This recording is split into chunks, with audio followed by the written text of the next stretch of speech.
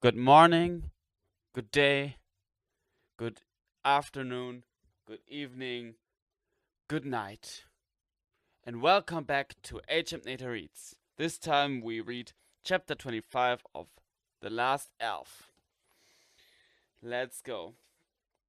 To avoid dirtying the lower edge, Yorsh had pulled up the hem of his gown and fixed it at his waist with a kind of knot. It was the most uncomfortable piece of clothing he had ever worn. Even the horrible yellow canvas elf rags that he had worn at the beginning of his life, which somehow managed to be very heavy and cold at the same time, were more comfortable than this floating cloud of white linen.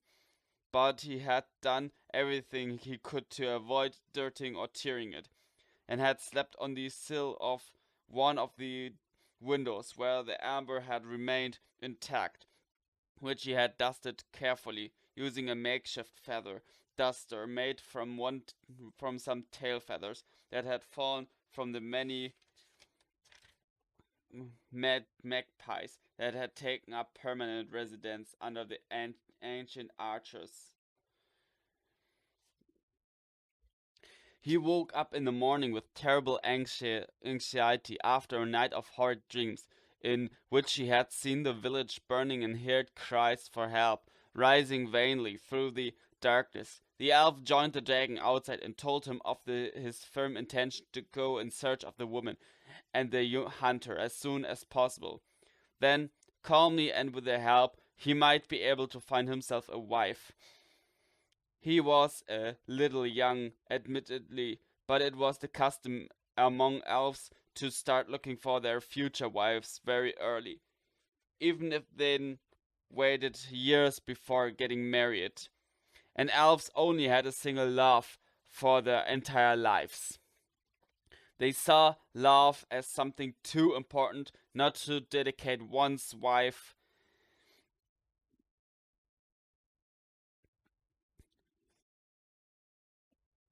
Sorry, guys and girls, I lost. Wait a sec. For the entire days on one's whole life too.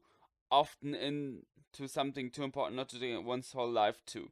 Often in the history of elves, there was a toy that parents had shared as children, and the children they had brought into the world would then play with it.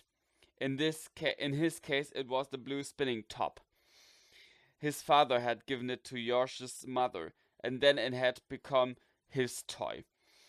Yorsh was full of doubts about the next step. He asked the dragon if his dress was right for looking for a wife, and the dragon calmly reassured him that anyone who would love him dressed like that could only be a jewel of tolerance and open-mindedness. After which the dragon lowered his eyes and once more set about stripping flesh from the bones of some kind of roasted bird. "What are you doing?" the elf asked. "Breakfast," the dragon replied cheerfully. He showed him the long spit made from the whole trunk of a young pine tree, on which lay the remains of the carcasses of a dozen magpies, owls, and capercaillies. "I've given you a hand with your wedding. I've done half the work on clearing up your house. Your spouse, when you have one, will be much more comfortable here. I've cleared the birds away. The only thing you need to do is clean the floor. I've halved your workload." Yosh stared at him in horror and dismay. Ooh.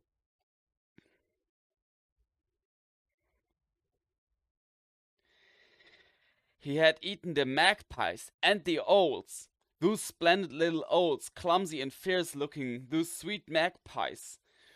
They had made a terrible racket, admittedly, not to mention the incredible amount of excrement that they produced. In fact, if one were being perfectly honest, they were unbearable. But that didn't authorize anyone to wolf them down like a series of peas in a pot. "How could you do that?" Yorsh asked, with as loud a voice as he could muster. "With rosemary," the dragon replied serenely. "There's a basket of it just behind the door." The dragon yawned and then started to clean his teeth, using the remains of a capercaillis thigh bone as a toothpick. Now then, the dragon said, when are we setting off? We? Asked George in a puzzled voice. We, the dragon confirmed. George hadn't expected that, going into the world of humans with the dragon. How? You're not very presentable, George stammered. You're very beautiful. I'd even go so far as to call you magnificent, but I must go among humans, unobserved. They'll be scared enough already by the idea that I'm an elf, without adding the terror of a dragon to their suspicions. He didn't want to offend the dragon, so he gave him a beaming smile. Now you know how to fly, you can go, and... How did you put it once? Go off to explore the universe and improve the world. Exploring the universe on your own isn't much fun, Erbrow objected. We'll just be careful. We'll fly at night, and by day I'll stay hidden among the crevices, or in clearings in the big forests. Don't worry, we'll make sure no one finds me. If they do, we'll fly away beyond the clouds. Both the road and the steps leading from the library have collapsed. Remember? We watched them go, and then, you see, I'm a dragon. The fact that I'm nearby, trust me, really will limit the number of people who might potentially cut to your throat, hang you, or otherwise do you harm. It was decided. They would journey together to Delagar. Yosh thought of the strange prophecy he'd discovered there and knew it would be a good place to start. The prophecy was his fate, carved in stone to point his way. He had neither mother nor father, and only the distant memory of his grandmother, telling him to go and never turn back.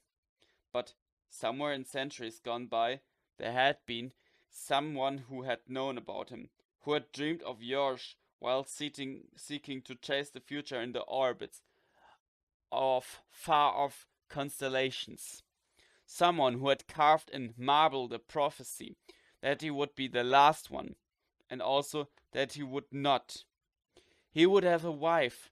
That was what he seemed to remember. He struggled now to make sense of the prophecy. The first few lines he was sure about. When the water covers the earth, the sun will vanish. The darkness and the cold will come. When the last dragon and the last elf break the circle, the past and the future will meet. The sun of this new summer will shine in the sky. But what followed he was less certain of. Perhaps it was written that he would have to marry a wife with the name of the morning light, who could see in the dark, a wife who was the daughter of the man and the woman who... And what was it that strange book of dragonology had said about the children of humans and elves, who become the authors of strange stories about princesses switched at the birth? Perhaps elves and humans can join in matrimony. Clearly, they had done so in the past, and their children had produced the novels so beloved of brooding dragons. Perhaps being the last elf didn't mean he had to be lonely forever. Perhaps he had a road, and it was a path of flowers, not a dark alley. His road, Yorsh knew what was written in the stone of Delagar. There was a brief consultation on the direction to take. Either Erbrow's father or his ancestors had been to Delagar, because the dragon was able to mention names, nicknames, patronyms, and birth years of all the stone carvers who had built the walls, and yet he simply didn't know where Delagar was. Yorsh had a map, but it was rather basic and sketchy.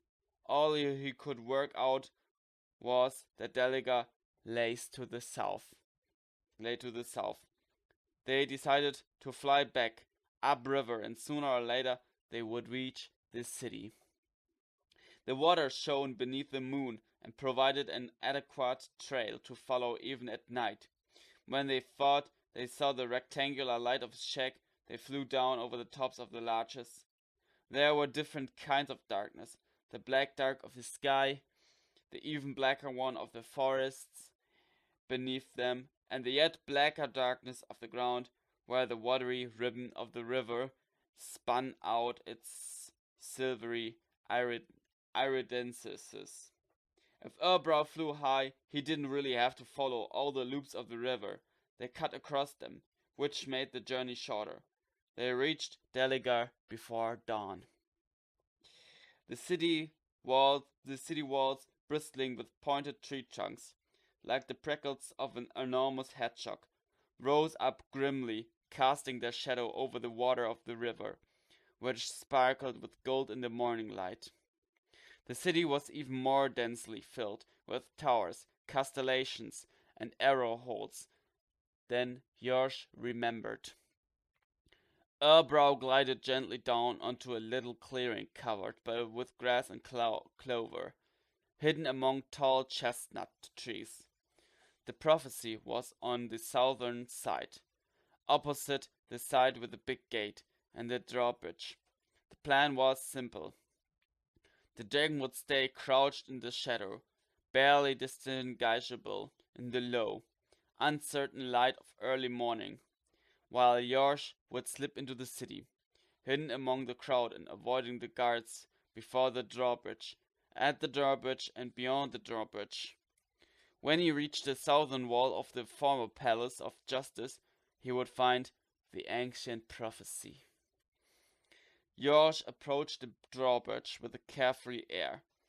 One of the veils of his complicated white dress covered his head like a hood, hiding his pointed ears and his unusually light-colored hair. His heart was thumping. The very presence of such a large number of human beings made him unsettled. On top of that, there was the fear of being attacked, the hope of finding a trace of his destiny in the memory of Monser and Sire. He was a few feet away from the gate when he was somehow spotted. Everyone stopped doing what they were doing. People interrupted their conversations. Those who were crossing the bridge came to a halt. The two street vendors selling apples and cabbages immediately stopped calling out the price of the merchandise and turned to look at him, but the word elf did not resound. Everyone just started roaring with laughter. A group of ragged little boys, led by a boy with impossibly sticking out ears, suddenly appeared and started jeering at him. They were all talking at the same time. Josh couldn't understand a thing, but he didn't hear the word elf. So why were they troubled by him? A few stones were thrown, but they all missed. By concentrating on the trajectory of each stone, Josh managed to dodge it. After an initial moment of fear, he figured out how to do it, and almost began to find it amusing.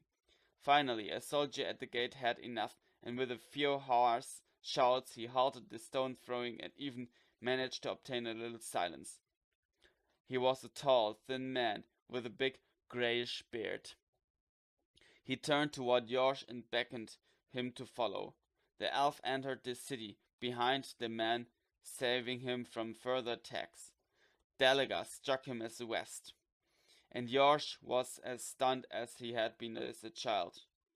It was full of enormous buildings with ancient columns and big intersecting arches that divided the sky into strange geometrical shapes. Many of the arches were broken and the vaulting had crumbled. There was a terrible stench. Enormous jasmine bushes hanging from the crumbling walls mixed the scent of their flowers with a stagnant smell. Josh wondered how they could still be flowering at the end of autumn. He recognized the cobblestones of the city. the fake facades of the pastel-colored houses with the pointy roofs, the shutters all painted with dark red and green diagonal stripes, forming a pattern of rhomboids when closed. Now, though, everything was peeling, and there were no longer any geraniums at the windows, as there had been when he was a child. They passed close by a fountain, topped by a wooden sculpture of a rampant beer, now headless, while the water was nothing but a foul-smelling trickle. Opposite them was a very high wall of square stones that alternated with blocks on which little ferns and tiny pink flowers grew. It was the palace of the judge administrator, which extended into the tribunal where the prisons were. Perhaps George had come to the right place for news of his human family. The palace towered over the city. Its base was some kind of asymmetrical polygon, the exact shape impossible to identify. One part was higher than the other, giving the whole thing an unbalanced and provisional appearance, halfway between something unfinished and something that had already begun to fall to pieces.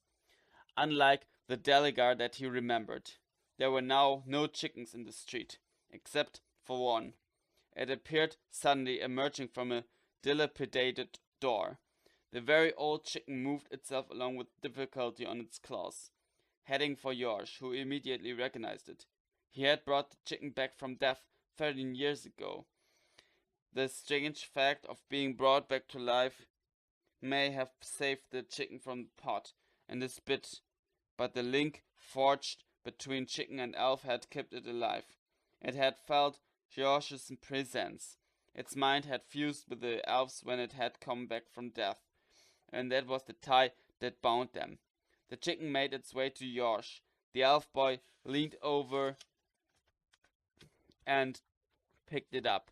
They looked at each other for one last time, and finally the chicken allowed itself to die.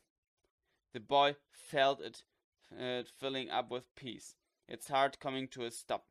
He looked up and noticed the crowd of people around him.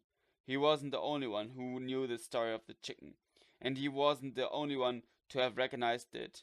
The word elf rang out loud and clear.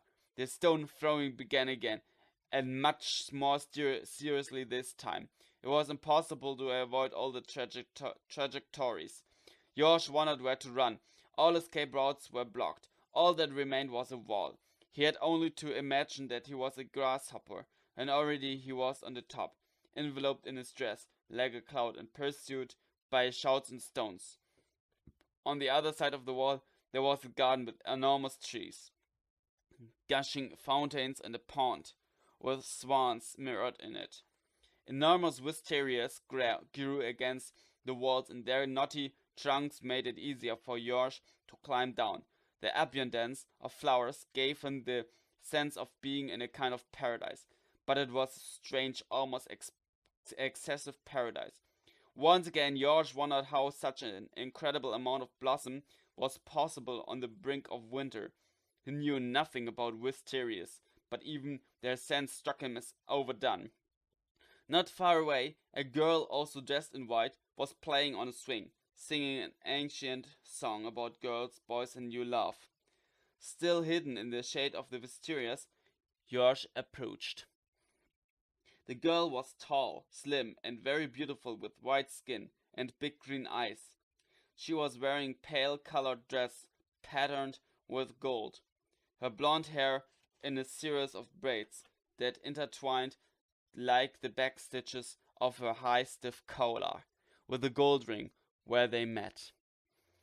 Apart from anything else, the girl struck him as being a bit too grown up to be spending her time fiddling about on a swing and singing little songs to herself.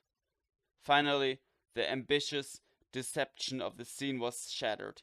Close to the girl on the swing was a little dark-haired girl, who, when the fair-haired girl had finished her song, plucked up the courage to ask a question. A kind of pandemonium broke out, and George managed to pick up a few scraps of the conversation that followed.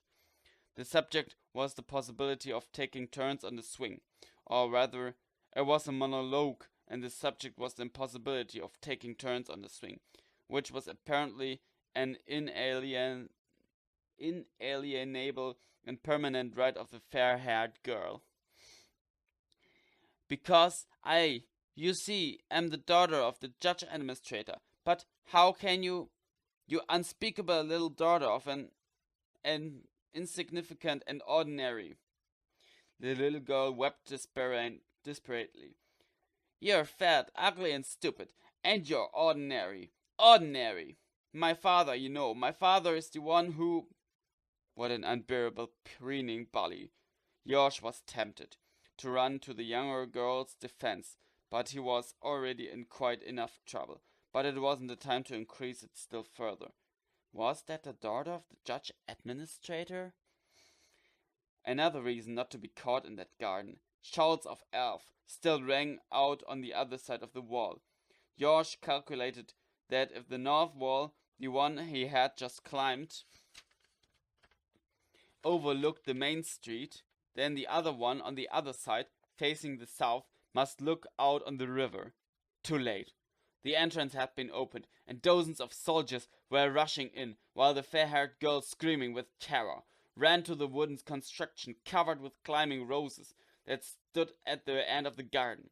The roses were blooming as well. George wondered if the younger girl would be able to have a turn on the swing now. The problem was how to get across the garden.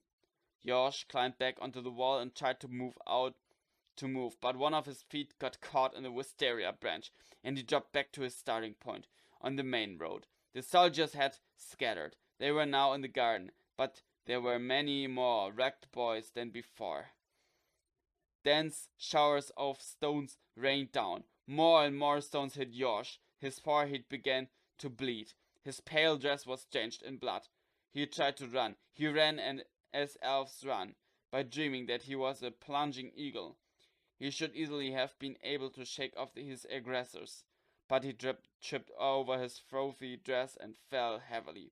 He managed to get back up and drag himself toward the high part of the city, where the shanties climbed on top of each other like a gigantic termite mound, covered with caper bushes and some rickety vines, with a few bunches of stunted grapes hanging from them. The houses were made of earth and tree bark. The streets were covered with mud, interrupted by puddles and intersecting streams that formed an uninterrupted network of dirty water, which reflected the white of the clouds and the sky. In the muddy streets, abandoned children rolled about with stray dogs, fighting over bits of cabbage and apple cores. None of them broke off to jeer or chase after him. George ran down narrow alleys that were barely wide enough for a single person, which climbed up an intricate sequence of uneven stairs. None of the wretched inhabitants he encountered, a very bent little old woman, a crippled young man supported on a rough-hewn crutch, and a woman leading a little boy by the hand, attempted to stop him. In fact, they pressed themselves against the walls so as not to obstruct him. Before tripping up the soldiers, he guessed that this was the inviolable solidarity of the people from those parts. They clearly approved of anyone who had problems with the judge's notion of justice. Oh my goodness. George managed to lose his pursuers and get far enough away to reach a flat area overlooking the loop of the river. From there, he could see Erbrow, and the dragon could see him. The world turned green. The shouts turned from triumph to terror. Erbrow the younger had come to save him. There was a roar, and a tongue of flame shot through the air. The flat area was big enough for Erbrow to land without difficulty. George climbed onto his back, and they flew over the terrified city to the south gate. He recognized the portico and the steps. He found the arch with the prophecy. The dragon flew down and circled slowly in midair to give him time to read. The prophecy was gone. It had been chiseled away. Lest there be any doubt. The marks of the chisel remained like incoherent sears on the stone. One of the archers recovered from his terror. He slipped the arrow onto his bow and fired. Erbrow gave a start, and blood began to pour from his chest. Yosh understood why there were no other dragons left. The bottom part, the one which the dragon presented to the world as he flew, was utterly defenseless, being covered with little scales, no harder than those of a snake or a dragonfly. The dragon immediately flew higher into the upper air. They flew toward the dark mountains over the hills of vineyards and orchards that they had flown over the first time, and this time without a light in his eyes. Yosh managed to make out lots of little figures running among the green. Close to a fence, two tiny people had stayed to watch them as closely as they could. Then the dragon and the elf boy turned and plunged behind the peaks of the dark mountains. There appeared the peak on which their library stood, and behind it, the sea. That was chapter 25 of The Last Elf. Next time, I read to you chapter 26. But till then, see ya!